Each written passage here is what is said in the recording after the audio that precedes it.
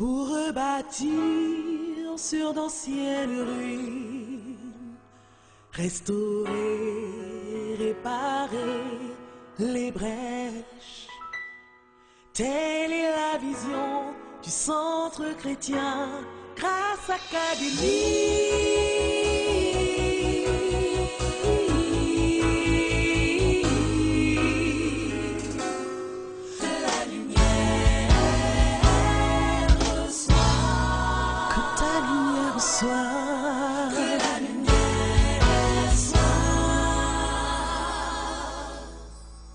Grâce Académie.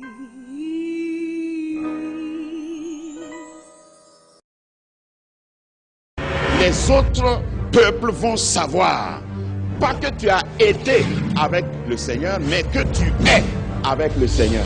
J'ai toujours dit, je ne vais pas être là où Dieu était. Je vais être là où Dieu est. Dieu est un Dieu qui marche. Et je voudrais le suivre. Je voudrais voir comment il opère en cette saison pour être prêt à le suivre en cette saison.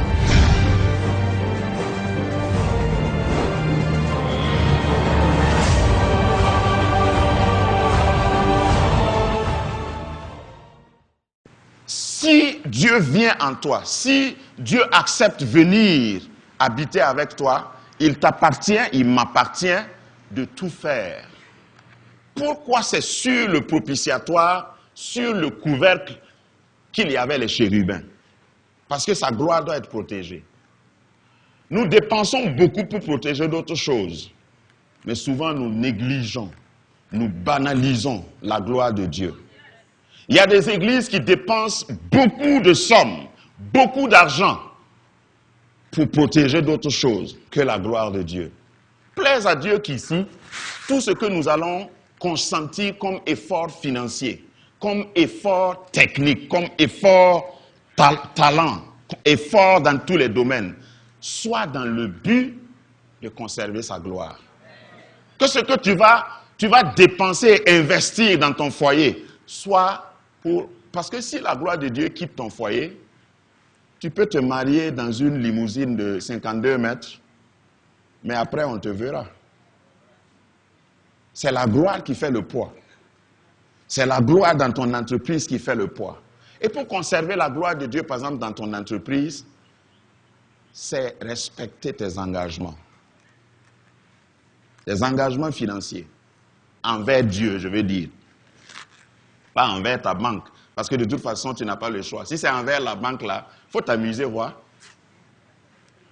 Mais souvent, on prend des engagements avec Dieu et puis on dit, bon, Dieu, tu sais que je suis dans des difficultés. Ou bien on dit, Seigneur, nous sommes lundi. Si jusqu'à samedi, tu ne m'exauces pas, je vais prendre la dîme pour aller payer. Il y a quelqu'un qui a déjà prié comme ça. Et tu crois que Dieu va dire, ah, si je ne vais pas avoir ma dîme, donc je vais t'exaucer. Pardon, faut me donner ma dîme. Si tu veux, il faut prendre. Mais ce que tu as pris là, tu es en train toi-même de creuser ton trou. Parce que ce qui va rester, il ne va pas garder. La promesse concernant la dîme, c'est que si tu me donnes les 10%, les 90%, je vais préserver. Je vais menacer le dévoreur. Le dévoreur, avant même que toi, tu ne saches que c'est un dévoreur, moi, je prends soin de lui. Ça, c'est pas plus simple, ça.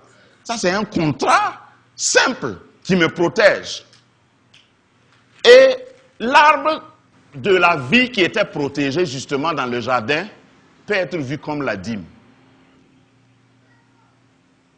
Enfin, pardon, l'arbre de la connaissance du bien et du mal.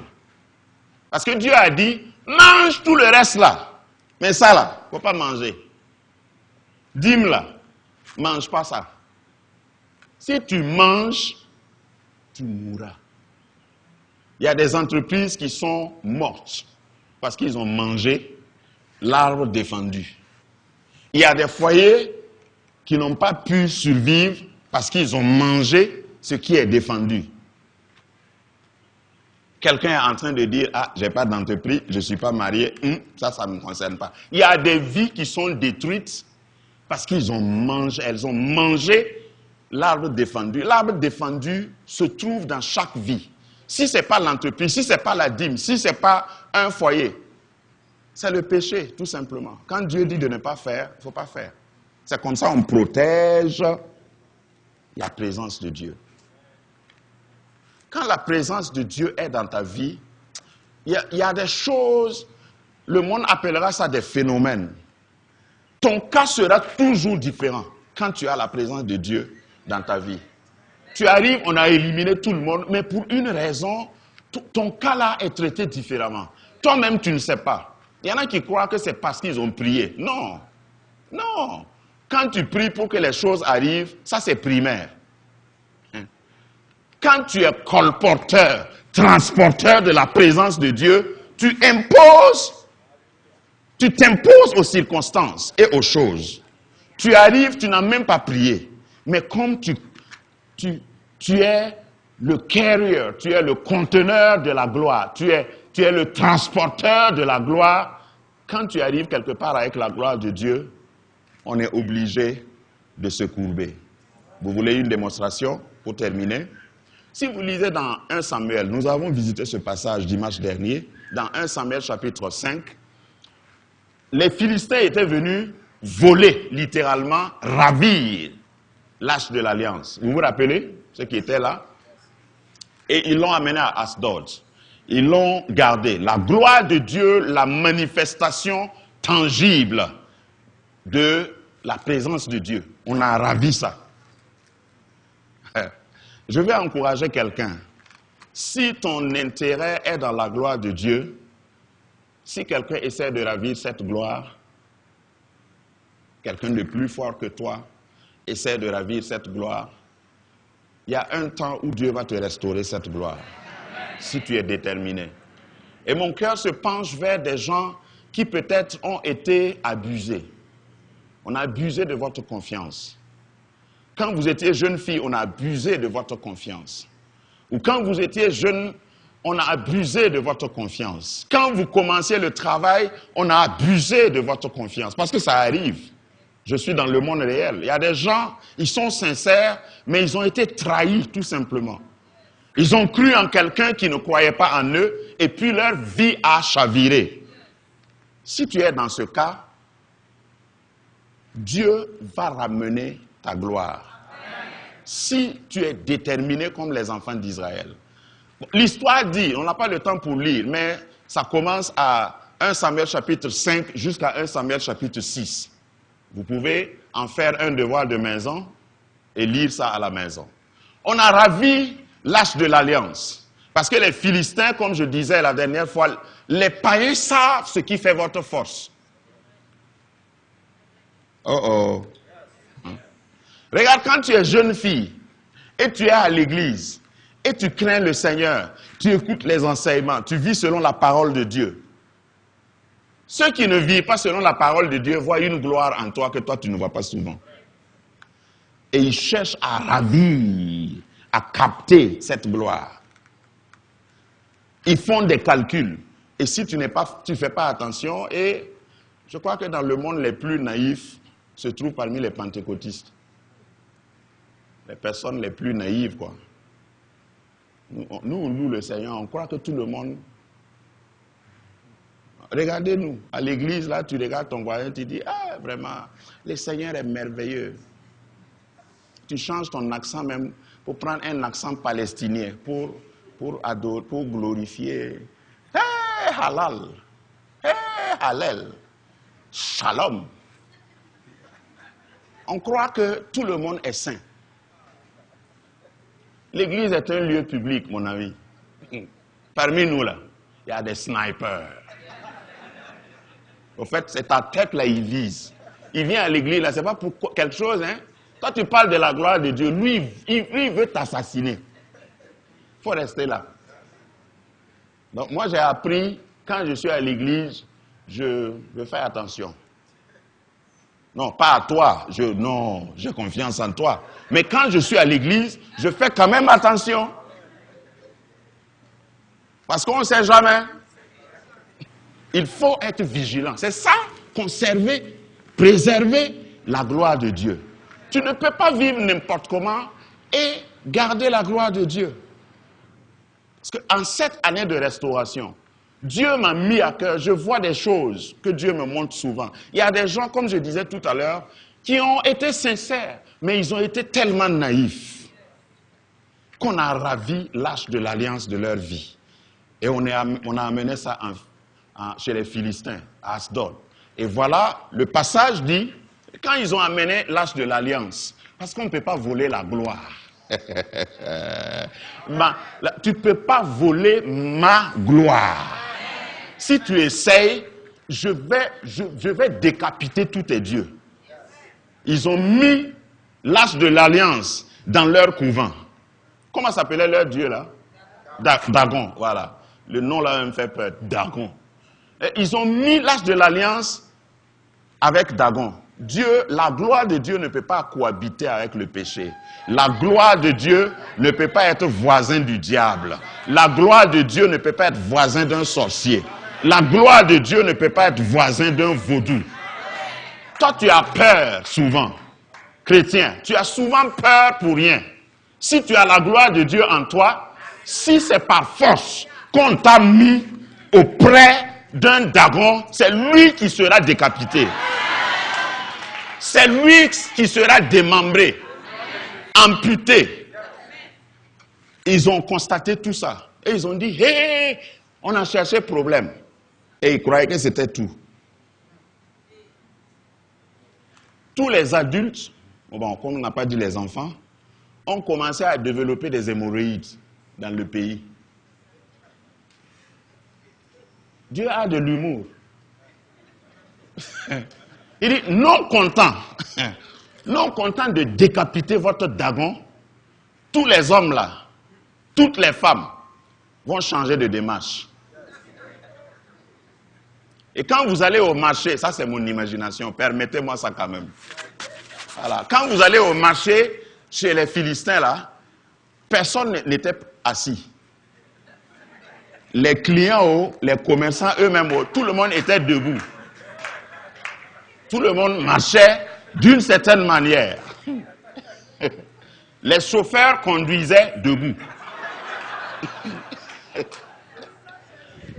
Les ânes et les chevaux se sont reposés parce que personne ne grimpait. Toi, tu as hémorroïde, tu vas monter sur un âne. Il faut essayer voir.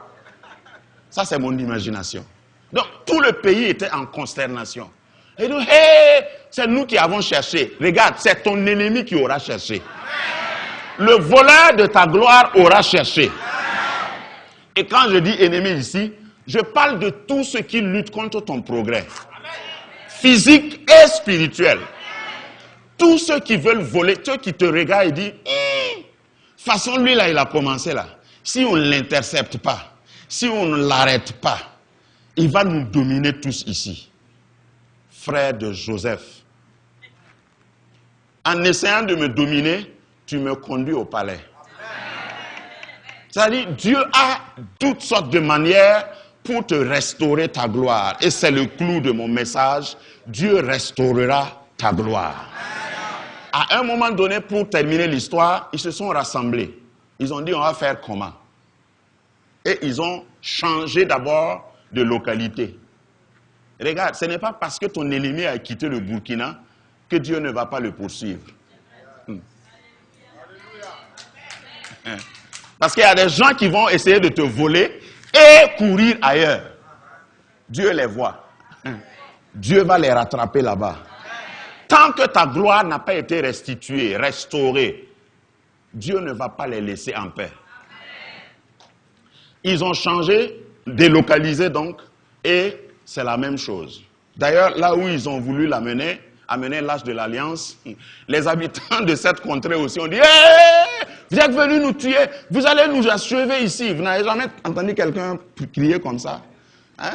Tu vas me tuer ici. Moi, c'est pas de notre faute, c'est vous qui avez cherché. Donc, il y avait des dissensions. C'est autour de 7 mois que l'arche est restée, si j'ai bonne mémoire.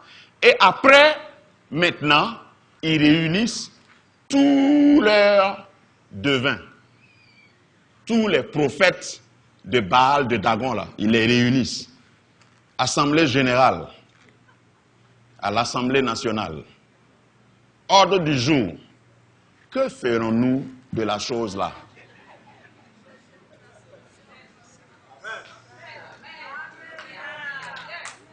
Vous savez que chez les païens, quand ça chauffe, c'est comme ça ils font. Quand ça chauffe, celui qui a volé ta gloire là, il va aller voir un marabout. Le marabout va dire, hé, ça là, moi je ne peux pas, hein. Je ne sais même pas ce qui t'a pris et tu es allé prendre cette chose-là. Et puis, celui qui a volé ta gloire va dire, mais comme ça là, on va faire comment? C'est ce qu'ils ont demandé aux devins. Les devins ont dit, hey, vous avez, il faut aller remettre.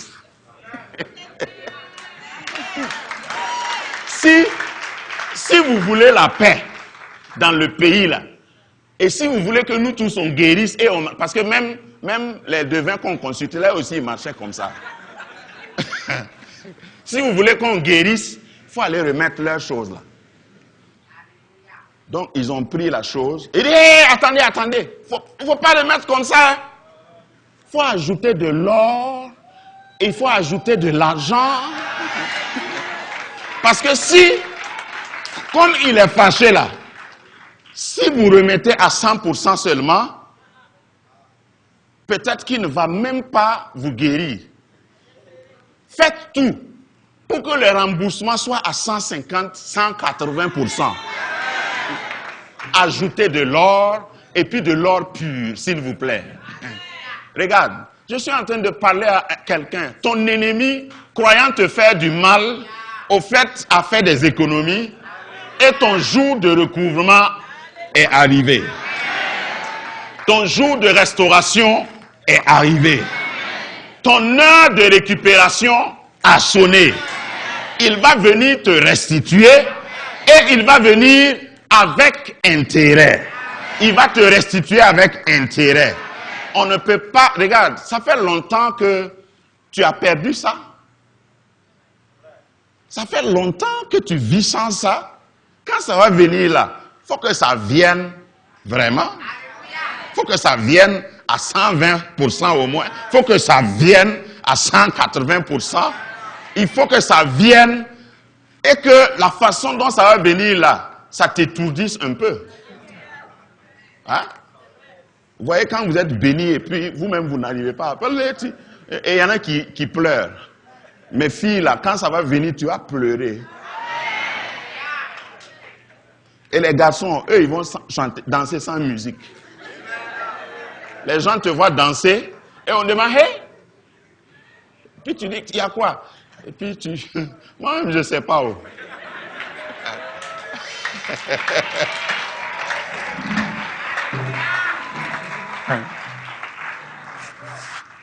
C'est quand tu peux compter que tu ne danses pas. Parce qu'il y a des gens que j'ai rencontrés dans ma vie qui sont collected, c'est-à-dire rien ne les émeut. C'est parce que ta bénédiction là n'est pas exponentielle d'abord. Quand on va te rembourser avec de l'or en plus, toi qui ne chantes pas là, chaque fois on dit ici, levons les mains, on va, et puis tu es là, dignitaire. Il y en a qui ont dépassé même ce niveau de dignitaire, ils sont des momies. On dit d'acclamer le Seigneur, et puis ils applaudissent comme ça. Regarde, quand la gloire là va te cogner, tu vas courir ici.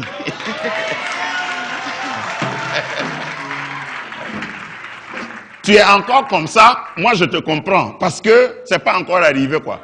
Peut-être qu'on t'a remboursé à 100% seulement. Mais le Dieu que je sers me dit de te dire que 100% là, c'est pas encore arrivé. Il y a un reste là-bas. Parce que dans l'arche de l'alliance, il n'y avait pas de l'or posé. Ce qu'ils ont donné pour accompagner le remboursement, la restitution là, ça vient de leur poche. Je voudrais dire à quelqu'un, il y a ton argent dans la poche de ton ennemi. Ça va venir. Il y a ta gloire dans la maison de quelqu'un. Ça va venir. Je suis assez fou pour dire à un couple, dire à une femme, ton mari est quelque part. Celui qui a retenu ton mari là, va accompagner ton mari avec tous ses bagages. Pour venir restituer. Et puis dire, c'est moi qui avais pris, c'est moi qui remets. Pardon, oh. Pardon, oh. Tu verras ça. Parce que je parle de la part de l'Éternel. Nous allons avoir des témoignages ici qui vont confirmer ce que je dis aujourd'hui. Le fait que tu aies passé du temps à attendre, ne pense pas que Dieu n'a pas comptabilisé ça.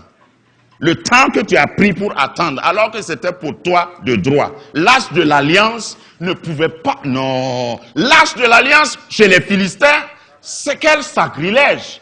Si eux, ils ne savent pas, il y a un Dieu au ciel qui parle, qui peut parler aux mouches, qui peut parler même aux microbes. Je ne sais même pas qu'est-ce qui cause hémorroïdes.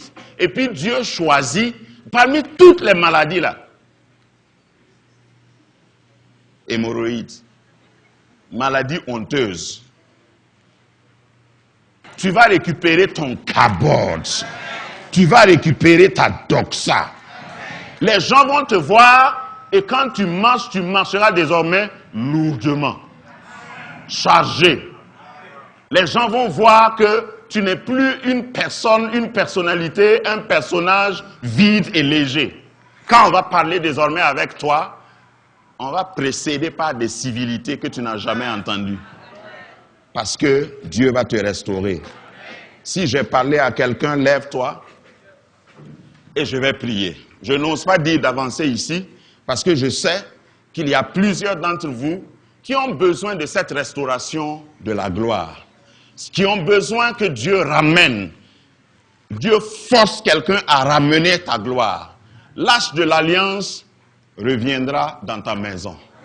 L'âge de l'alliance qui symbolise la présence de Dieu reviendra dans ton entreprise, dans ton foyer. Et il n'y a rien qu'on peut faire. J'ai consulté l'Éternel et il m'a dit que cette année, c'est l'année de ta restauration intégrale. Donc que l'ennemi soit d'accord ou pas, qu'il soit content ou pas, que son calendrier ait marqué ça ou pas, qu'il ait prévu ça ou pas, il va ramener ta gloire. Seigneur, bénis ton peuple. Je te prie de repérer chaque personne. Ici, tu m'as montré qu'il y a des cœurs meurtris. Des gens qui ont subi des hontes et qui ne savent même pas à qui s'adresser parce que leur gloire a été volée. Ils n'ont pas été mis au courant. Ils ont été peut-être naïfs et on a volé leur gloire. Seigneur, entends leur âme qui crie vengeance. Entends leur prière qui monte à toi. Parce que tu es le Dieu de justice. Tu es le Dieu tout-puissant. Tu es le Dieu qui poursuit tes ennemis. Seigneur, que l'âge de l'alliance, son alliance avec toi, son alliance de vie avec toi, premièrement, soit préservée, soit conservée. Seigneur, s'il faut détacher des anges pour le renforcer, Seigneur, envoie un renfort dans la vie de quelqu'un pour qu'il se batte pour conserver ta gloire dans sa vie. Seigneur, pour ceux dont on a volé la gloire injustement, ceux qu'on a abusés, je demande, Seigneur, que tu entendes maintenant leurs cris. Je te dis en tant que sacrificateur dans cette maison, c'est temps, Seigneur, rappelle-toi, souviens-toi, souviens-toi de toute larme versée au milieu de la nuit. Souviens-toi de tout cri poussé dans une prière. Souviens-toi, Seigneur, de tout sacrifice dans ta maison, réclamant justice. Tu es le soleil de justice. Rends justice, Seigneur, à ton peuple. Rends justice à tes enfants. Rends justice à tes fils. Rends justice à tes filles. Seigneur, je te le prie, je te le demande. Tu n'as pas changé. Aucun Philistin ne va bénéficier ou jouir du salaire de quelqu'un. Salaire détourné. Indemnité retenue. Justice détournée. Droit brimé. J'appelle tout cela devant ton autel, Seigneur, afin que tu fasses justice. Qu'il y ait restitution avec intérêt. Seigneur, qu'il y ait remboursement avec intérêt pour chaque larme versée. Seigneur, que chaque larme soit remboursée 10 000 fois son pesant d'or. Que chaque nuit blanche passée à crier à l'Éternel, Seigneur, 2017, c'est l'année où tu dois le faire parce que tu l'as dit. C'est pourquoi j'ose demander, Seigneur, maintenant que nous sommes à la fin du 4e mois, fais-le pour quelqu'un. Il est temps, Seigneur. Il est temps que la gloire de quelqu'un, il est temps que la villa de quelqu'un, il est temps que le mariage de quelqu'un, il est temps que la voiture de quelqu'un, il est temps que le ministère de quelqu'un lui soit restitué intégralement et avec intérêt. Seigneur, avec toi, rien n'est perdu. Et avec toi, l'âge importe peu. Le temps importe peu. Les circonstances importent peu. Seigneur, ce que nous voulons, c'est de voir ta gloire. Nous voulons encore revivre ta gloire. Nous voulons encore abriter l'arche de l'alliance. Je te bénis, Seigneur, parce que tu nous as entendus. Je te bénis, Seigneur, parce que dans cette semaine, quelqu'un va voir des signaux.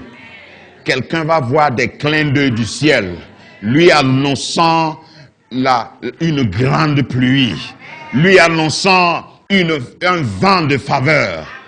Merci parce que tu es au milieu de ton peuple. Honore ta parole que tu m'as donnée de prêcher, au nom puissant de Jésus. Amen. Acclame le Seigneur, acclame le Seigneur. Alléluia.